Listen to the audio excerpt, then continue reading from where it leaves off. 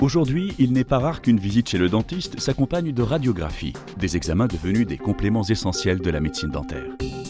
Mais à quoi sert précisément l'imagerie médicale chez le chirurgien dentiste? Les explications du docteur Céline Gaucher. Chez le dentiste, l'imagerie médicale ou radiologie a deux grands champs d'intérêt pour nous. La première chose, c'est le diagnostic, donc pour expliquer au patient et affiner notre avis sur sa maladie ou les maladies qu'il peut présenter. Et la deuxième chose, c'est que ça va nous aider à confirmer un choix de thérapeutique, c'est-à-dire de quelle façon on va orienter nos soins, quelles sont les techniques qu'on va employer pour soigner la maladie que l'on a au préalable diagnostiquée. Donc Monsieur Hassan, on a fini le cliché panoramique. Donc pour préciser un petit peu l'évolution de vos lésions carieuses, on va faire donc le cliché rétrocoronaire. Il y a deux grands types de radios qu'on peut employer dans les cabinets dentaires ou en cabinet de radiologie. Les radios de première intention sont les examens les plus simples qu'on va prescrire au tout départ aux patients, que ce soit à visée diagnostique ou à visée thérapeutique. Dans ces radios de première intention, on a le cliché qui va reprendre une vision globale de la bouche, qu'on appelle le cliché panoramique. On voit toutes les dents du patient, un petit peu des structures osseuses aux alentours, etc. Et dans un deuxième temps, pour affiner une vision sur une ou deux dents ou sur un petit groupe de dents, on va utiliser ce qu'on appelle des clichés rétro-alvéolaires ou rétro-coronaires, sans rentrer dans le détail. Restez bien croqués. Pour aller un petit peu plus loin dans la précision diagnostique ou dans la démarche thérapeutique, on utilise des techniques qui s'apparentent au scanner, que le public connaît bien sous ce plan-là maintenant, et qu'on appelle, nous, dans le champ de la dentisterie, le Cone Beam CT. C'est une technique qui apporte une meilleure résolution pour un champ d'exposition inférieur au scanner, ce qui est très intéressant pour le patient. Le Cone Beam CT est une technique qui est dérivée du scanner conventionnel, donc une imagerie en 3 dimensions qui nous donne accès à la 3e dimension, avec comme avantage par rapport au scanner conventionnel qu'on a optimisé la résolution, donc on a des images de résolution équivalente, voire même supérieure pour les dernières générations d'appareils au scanner, et pour une exposition pour le patient qui est inférieure à ce qu'il subissait avec un examen scanner conventionnel.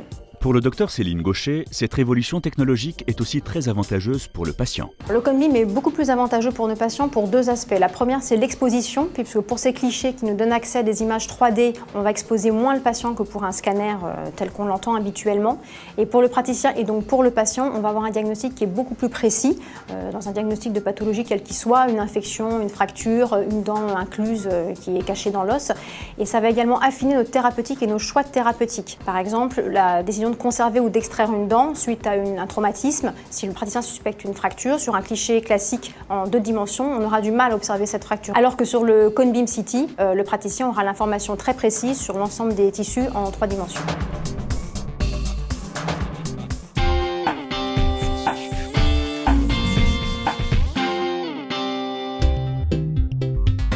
Les examens radiologiques constituent notre source principale d'exposition artificielle à la radioactivité.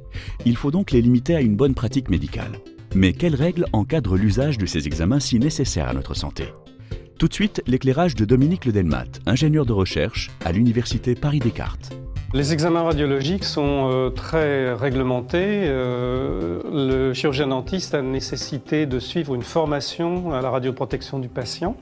Lorsqu'il fait des clichés simples, rétro-alvéolaires, ces clichés étant très peu invasifs, alors il peut simplement se positionner à 2 mètres en arrière du générateur, ou bien lorsque le cabinet est de plus petite dimension, alors il sortira de la pièce pour réaliser son cliché. Voilà donc des règles très simples pour une pratique de la radiologie dentaire qui est très peu dosante finalement.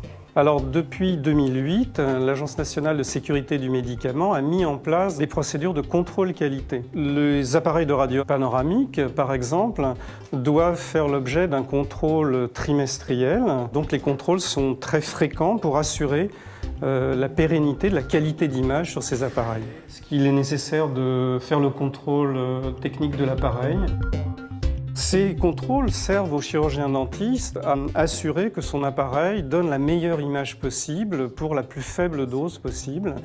C'est donc pour lui une possibilité de traçabilité de la qualité de son matériel.